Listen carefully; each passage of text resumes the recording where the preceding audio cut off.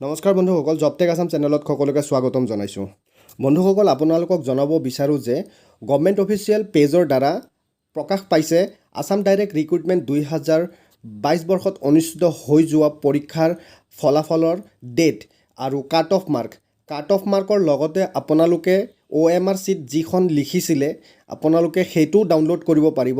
এইটো ভিডিঅ'ৰ দ্বাৰা আপোনালোকক ষ্টেপ বাই ষ্টেপ বুজাই দিয়াৰ চেষ্টা কৰিম, গতিকে ভিডিঅ'টো স্কিপ নকৰা কৰি শেষলৈকে চাবলৈ চেষ্টা কৰিব। আৰু আপুনি আমাৰ চেনেলত যদি প্ৰথমবাৰৰ বাবে আহিছে তেতিয়াহ'লে চেনেলটো প্লিজ ছাবস্ক্ৰাইব কৰি ৰাখিব আৰু ছাবস্ক্ৰাইব কৰাৰ লগতে বেল আইকনটো প্ৰেছ কৰি অল কৰি ৰাখিব, যাতে আমি যিকোনো ভিডিঅ' আপলোড কৰিলে আপুনি আগতীয়াকৈ নটিফিকেশ্যন পায়। আমি এনেধৰণৰ ভিডিঅ' নিতৌ আপলোড কৰি থাকোঁ, গতিকে পলম নকৰোঁ, বলক আজিৰ ভিডিঅ' আৰম্ভ কৰোঁ।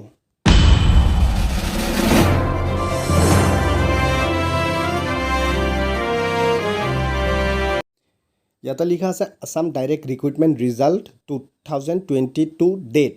ইয়াতে কি লিখা আছে মই আপোনালোকক অসমীয়াত বুজাই দিবলৈ চেষ্টা কৰিছোঁ। 26,441টা পদৰ এগেইনষ্টত যিসমূহ ছাত্ৰ ছাত্ৰীয়ে পৰীক্ষা দিছিলে তেওঁলোকে তেওঁলোকৰ ৰিজাল্ট গভৰ্ণমেণ্ট অফিচিয়েল ৱেবছাইটৰ দ্বাৰাই গৈ পেলাই চেক কৰিব পাৰিব। চেক কৰাৰ লগতে তেওঁলোকৰ OMR চিট অৰ্থাৎ এনচাৰ চিটটো ডাউনলোড কৰিব পাৰিব।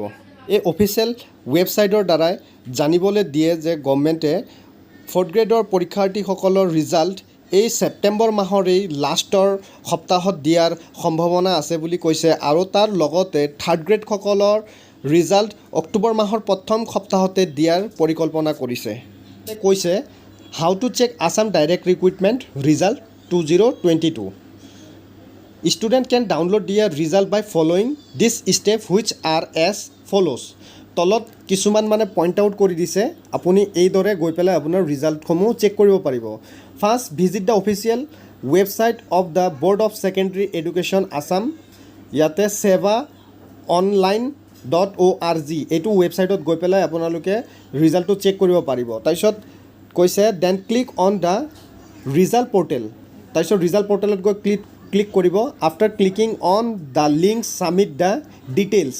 আৰু আপোনাৰ যিসমূহ ডিটেইলছ আছে, ধৰক ৰোল আৰু নাম্বাৰ, এইখিনি দি পেলাই আপুনি ক্লিক কৰি পেলাই পেজটোত মেইন পেজত সোমাই গ'ল। মেইন পেজত সোমাই যোৱাৰ পাছতে আপোনাৰ 3rd গ্ৰেড আৰু 4th গ্ৰেডৰ ৰিজাল্টটো ডাউনলোড কৰি ল'ব পাৰিব।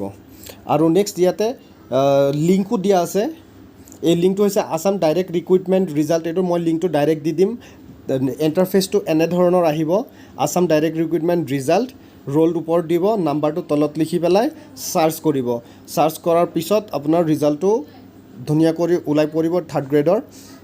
আৰু 4th গ্ৰেডৰ ছেম এনেধৰণেই চাব পাৰিব 3rd গ্ৰেড 4th গ্ৰেডত। এতিয়া আহোঁ মেইন কাট অফ মাৰ্ক কিমান পালে কি হ'ব।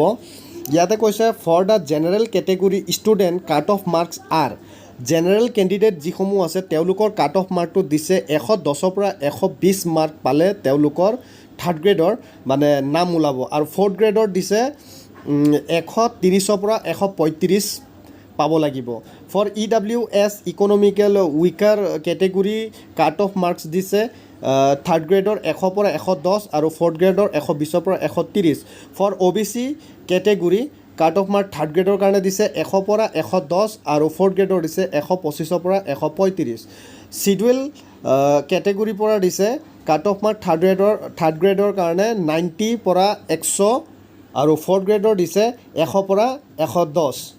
এতিয়া আহিছে চিডুৱেল ট্ৰাইব কাষ্টৰ কাৰণে কাট অফ মাৰ্ক দিছে 3rd গ্ৰেডৰ 85ৰ পৰা 95 মাৰ্কছ পালেই পাছ কৰিব, আৰু 4th গ্ৰেডৰ কাৰণে অকল 95ৰ পৰা 105 মাৰ্কছ পালে পাছ কৰিব। This are all categorize cut off which are mention above.